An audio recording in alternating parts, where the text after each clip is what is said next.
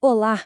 O Supremo Tribunal Federal não para. E as decisões dessa semana, olha, vão desde o funcionamento de um cartório até a realocação de cadeiras no Congresso Nacional.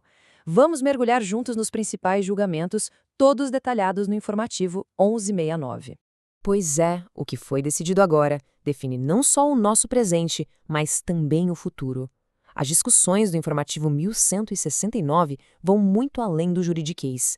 Elas estão redesenhando os limites do poder público, esquentando o debate sobre direitos culturais e, acredite, mudando as regras do nosso jugo democrático.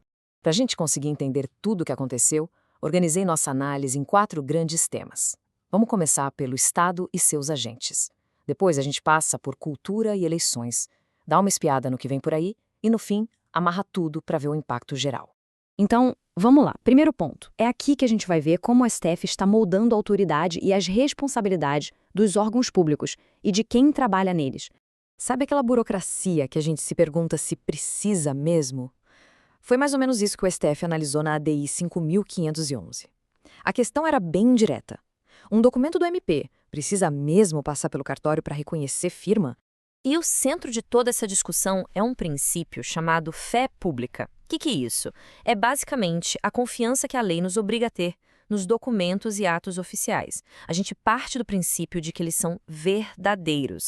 E a decisão foi unânime, viu? A Corte bateu o martelo e disse que essa exigência é inconstitucional. O raciocínio é simples. Se o ato de um promotor já tem fé pública, por que criar mais um passo, mais um carimbo, mais burocracia? É desnecessário. O documento já nasce válido. Já na DI 4055, sobre cargos públicos, o STF fez uma distinção bem clara.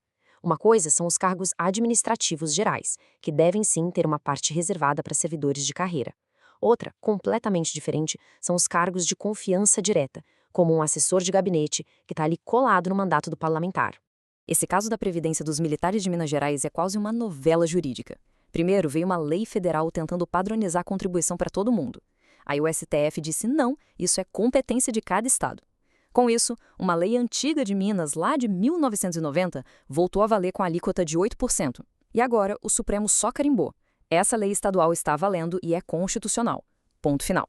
Bom, agora a gente entra em 2 temas que deram o que falar. Vamos tratar de tradições culturais e das regras do jogo político. Prepara que os debates aqui foram intensos. O primeiro é o da vaquejada, na ADI 5728. E aqui o confronto foi pesado, um verdadeiro choque de princípios constitucionais. De um lado, o dever de proteger os animais. Do outro, o dever de proteger as manifestações culturais. Como é que se resolve isso?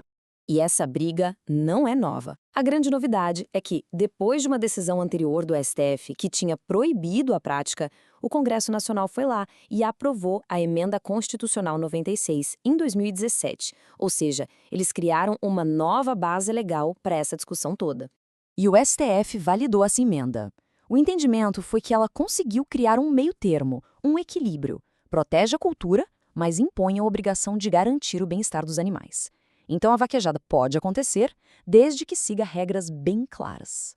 Agora, o outro tema quente, as sobras eleitorais. Essa é aquela discussão complexa sobre para quem vão as últimas vagas do Legislativo depois da primeira rodada de distribuição.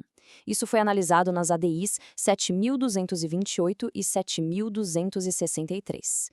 E a decisão mudou a regra do jogo. Antes, só os partidos que alcançavam um desempenho mínimo, a tal cláusula de barreira, podiam brigar por essas sobras. Agora, o STF disse que não. Todos os partidos e federações podem entrar na disputa por essas vagas. Mas tinha um porém gigantesco. Para essa nova regra não valer para as eleições passadas, a de 2022, era preciso um placar especial, uma maioria qualificada de 2/3 dos ministros para modular os efeitos da decisão. E aí veio o pulo do gato. Essa maioria não foi alcançada. E o que isso significa na prática? Que a nova regra vale retroativamente. Sim, você ouviu direito. A composição da Câmara dos Deputados eleita em 2022 vai ser alterada por causa dessa decisão. Ufa! Depois dessas decisões de peso, vamos dar uma espiada no que está rolando agora, no que vem pela frente lá no plenário virtual do STF. E a pauta por lá tá cheia, como sempre.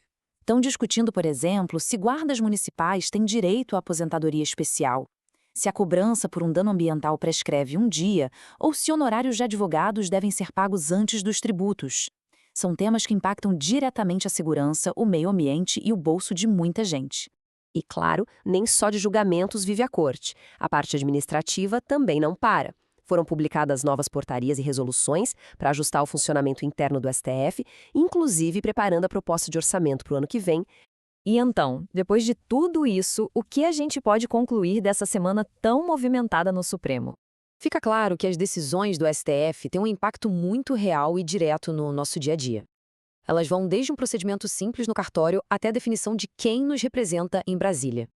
É a Constituição sendo interpretada e aplicada aos desafios do nosso tempo. E tudo isso nos faz pensar, né? O direito não é algo estático. Ele está sempre se movendo, tentando acompanhar as mudanças da sociedade. E fica a pergunta no ar, de todas essas regras que foram discutidas, qual delas estava mais precisando de uma atualização? Fica a reflexão.